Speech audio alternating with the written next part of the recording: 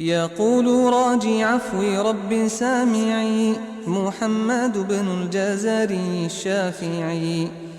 الحمد لله وصلى الله على نبيه ومصطفاه محمد وآله وصحبه ومقرئ القرآن مع محبه.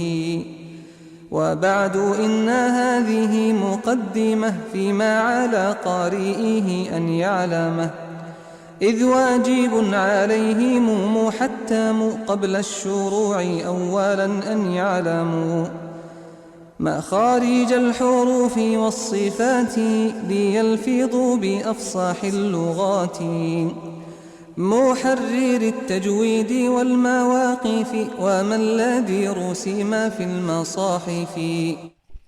Bismillahirrahmanirrahim. Assalamualaikum warahmatullahi wabarakatuh.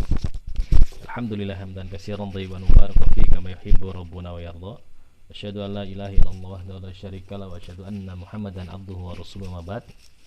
Baik, para peserta mulazamah di Ma'had Online Al-Imam Syu'bah yang semoga dirahmati Allah Subhanahu wa taala. Kita lanjutkan pembahasan kita sampai di bait yang keempat dan kelima ya. Silakan dibuka di halaman ke-7 pada kitab. Yang belum punya kitab silakan minta pada peserta lain di grup. 6. Berkata Syekh Sulaiman Al-Jamzuri rahimahullah taala, "Samaituhu bi tuhfatil atfali an Syekhin al-Mihi dzil kamali. Arju bihi ayyan fa'at tullaba wal ajra wal qabula was thawaba." Nah, ya, di sini ada pembahasan yang penting terkait dengan manzumah ini diberi nama dengan Tuhfatul Atfal ya. Bingkisan buat anak-anak. Nah, jadi anak-anak di sini bisa diartikan sebagai anak-anak yang secara umum, anak-anak ya, seorang anak yang ketika masih belia ya ditanamkan atau diajarkan tajwid ya, tentunya dengan cara yang sesuai dengan usianya, sesuai dengan pemahamannya. Dan bisa diartikan bahwasanya manzumah Tuhfatul Atfal ini bingkisan buat para pemula dari pembelajar tajwid ya. Bukan anak-anak ya, nanti yang belajar di sini udah ada yang 40 tahun, 50 tahun ya, bahkan sudah punya cucu. Ya, bukan berarti nggak cocok ya, tapi maksudnya adalah pemula dari pembelajar tajwid. 6.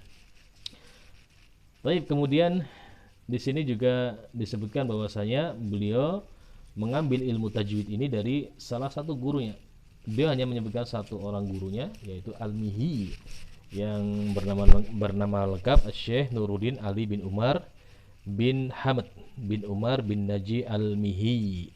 Nah, lahir 1139 Hijriah. Nah, wafat sekitar 1204 Hijriah. Nah, ini guru besar Syekh Sulaiman Al-Jamzuri di bidang ilmu Al-Quran, tajwid dan qiraat ya, guru besarnya. Ada guru yang lain namanya Syekh Mujahid Al-Ahmadi atau disebut Sidi Mujahid ya.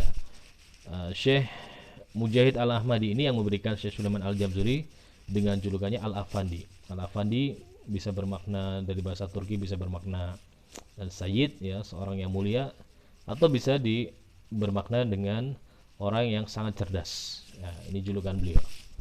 Nah, faedah yang bisa kita ambil, beliau menyebutkan salah satu gurunya, bukan berarti beliau hanya memiliki satu guru saja, Al-Mihi maksudnya ya, tapi adalah seorang penuntut ilmu hendaknya dia mempunyai satu orang guru ya, minimalnya, yang dia berusaha terus menerus ya untuk menyelesaikan bacaan Al-Qur'annya ya.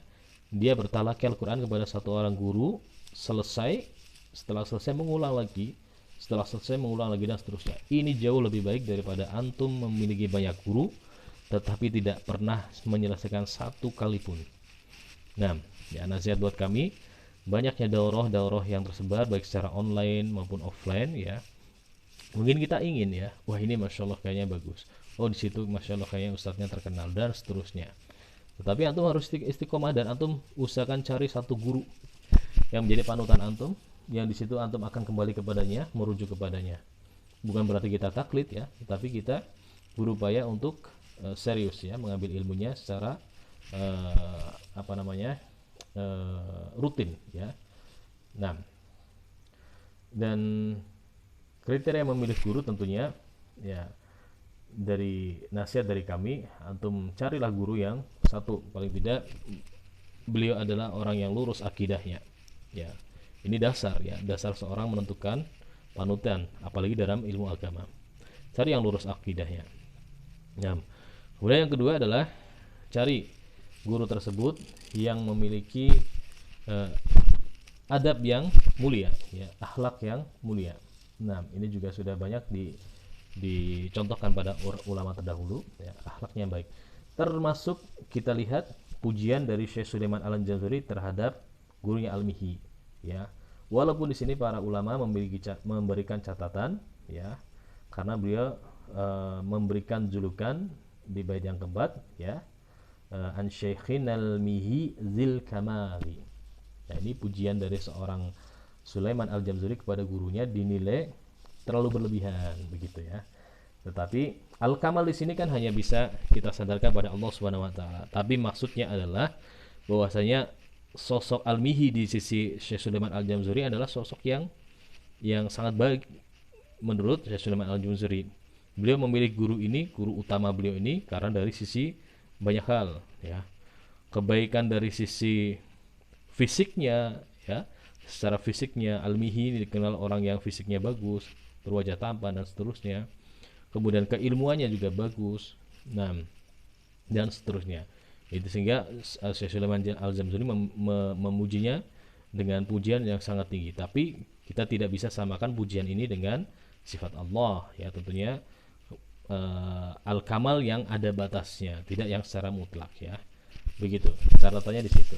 Jadi para ulama menjelaskan al-kamal di sini bukan pujian yang paling mulia, tetapi kemuliaan yang disandarkan kepada manusia. Yang di situ tentunya ada batasannya. Baik.